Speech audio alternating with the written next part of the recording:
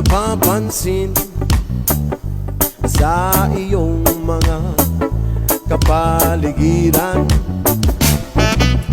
Kay dumi na ng hangin, pati na ang mga ilog natin. Hindi na masama ang pagpunta at malayong-layo na rin ang ating narating.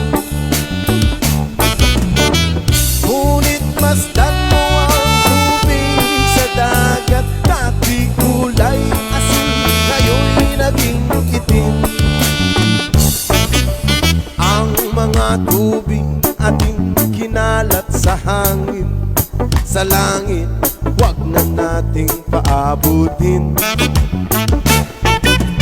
Upang kung tayo'y pumanaw man sa riwang hangin, sa langit natin matitikman.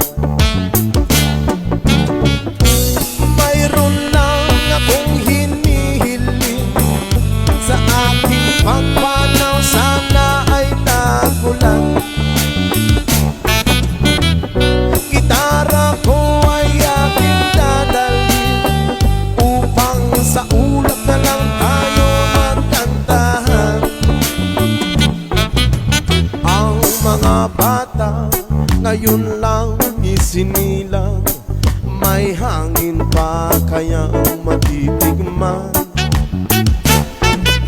May mga puno pa kaya silang aakyatin, may mga ilog pa kayang lalanguyan. Bakit di natin pag-isipan ang nangyayari sa ating kapaligiran? Hindi na masama ang pag-unlad kung hindi nakakasira ng kalikasan. Darating ang panahon, mga ibong gala ay wala na madadapuan. Umasdan mo ang mga punong dati ay kay tatag, ngayon ay namamatay dahil sa ating kalokohan. Lahat ng bagay na narito sa lupa, biyayang galing sa Diyos, kahit nung ikaw ay wala pa. Ingatan natin at huwag nang sirain pa, kapag pag kanyang binawi tayo'y mawawala na. Meron lang akong inihiling sa aking pagpanaw, sana'y tago lang. Gitara ko ay aking dadalhin upang sa ulap na lang tayo magkantahan.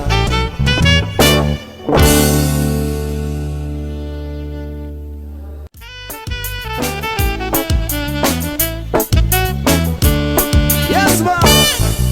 Wala ka bang napapansin sa iyong mga kapaligiran?